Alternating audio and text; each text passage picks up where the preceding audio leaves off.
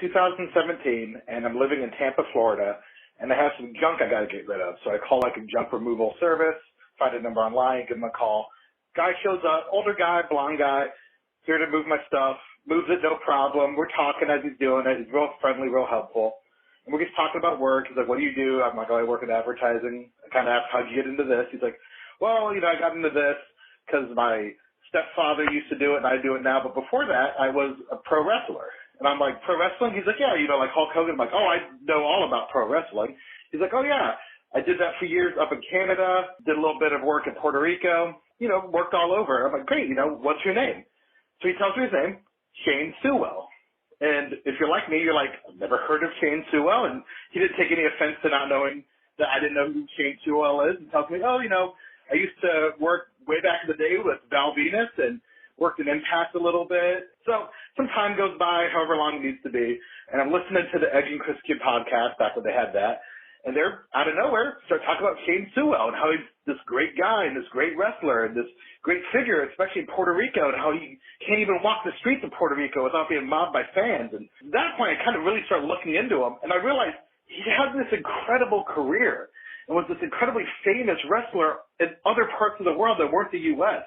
And I wanted to call and tell the story just because it really just highlighted to me how small the U.S. bubble of wrestling can be, especially the WWE bubble, and that there's these people out there who have had this incredible success, and they could be living right in your town, and you have no idea, you don't even know their names. Well, the WWE and the U.S. bubble isn't tiny. It's very big. But yes, there is wrestling all over the world, and people are famous for it all over the world. Shane Sewell is Glamour Boy Shane. I wrestled Glamour Boy Shane in Puerto Rico for IWA Puerto Rico in 2005. And yes, he was a huge star in Puerto Rico. I will tell this story. I remember my first tour of Pro Wrestling Noah and asking Bison Smith, rest in peace, who I also shared a locker room with in IWA Puerto Rico and Pro Wrestling Noah. I was like, can Kenta Kobashi even walk down the street? He must be so famous. And then we'd get to these towns and he'd be walking around and, nobody would really know who he is. And that's the same for Shane Sewell or Glamour Boy Shane. He was a big star in our world. When you talk about small bubbles, the wrestling bubble is kind of small. In our world, these people are legends. But in the grand scheme of the giant world, they're just people walking around. Even John Cena and Randy Orton can sometimes walk down the street and nobody knows.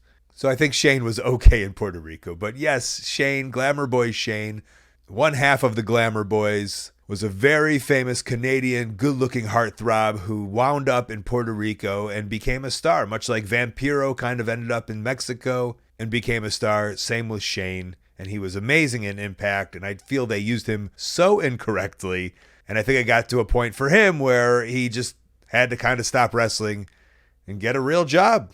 It's a real wake-up call, especially a guy like Glamour Boy Shane who was so successful traveling around, a true star in pro wrestling, and now he's got a civilian job. It all depends on how a wrestler looks at it. It looks like he was in good spirits, but it's humbling.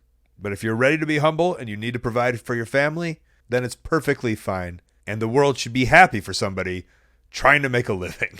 But yes, do yourself a favor and YouTube Glamour Boy Shane in Puerto Rico and learn about all the different stars in all the different territories.